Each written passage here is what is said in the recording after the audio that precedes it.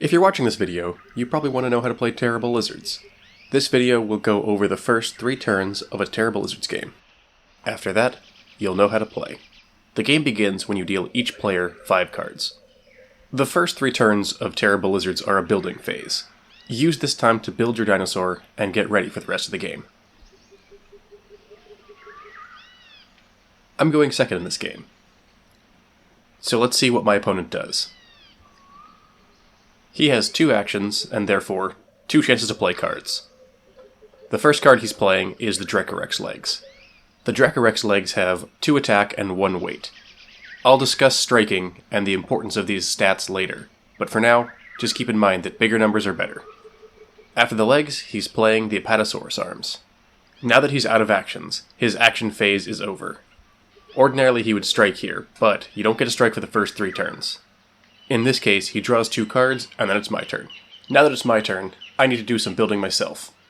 I'll lead off with the Velociraptor Head, and boost my attack. For my second action, I will play the Brontomerus Legs.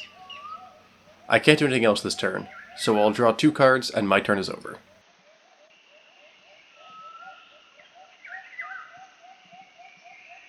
Now that it's his turn, my opponent is playing another part, the Plesiosaur Body. His second action is Rapid Evolution, an effect card. Rapid Evolution lets you discard a part of your opponent's dinosaur, and he has chosen my legs. Those are his 2 actions, so he'll draw cards again, and now it's back to me. I'm going to keep building my dinosaur. I'll add the Spinosaurus Body. And for my second action, the Kinkana Arms. I'll draw my cards, and it goes back to him. This turn he's getting started with Grave Prosthetic. Grave Prosthetic is another effect, and one that lets you get parts out of the discard pile and attach them to your dinosaur. He already had legs, but you can replace parts in Terrible Lizards. The new ones go on his dinosaur, and the old ones go in the discard pile.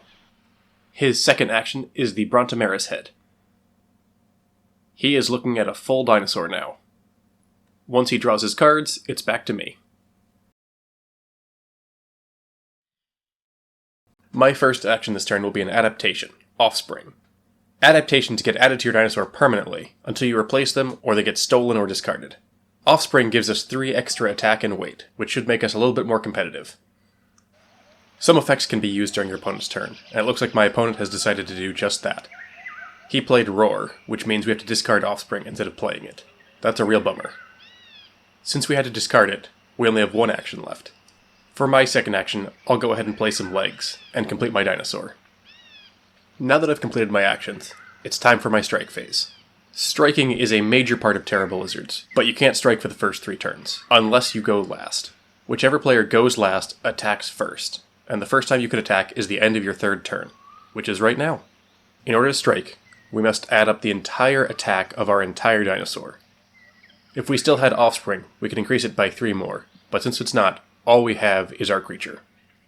We have 4 for our head, 4 for our body, 3 for our legs, and 3 for our arms. This means we have 14 attack. Now that we have our total attack, we'll roll the die.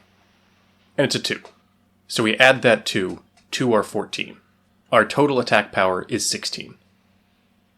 Now our opponent adds up their weight, and they have 3, 6, 9, and 12. So we have 16 attack power, and they're blocking 12. So we deal 4 damage. In Terrible Lizards, you start at 50 health, and he just lost 4, so he's down to 46. I've got a long way to go before I get him to 0. So that's the first 3 turns in Terrible Lizards.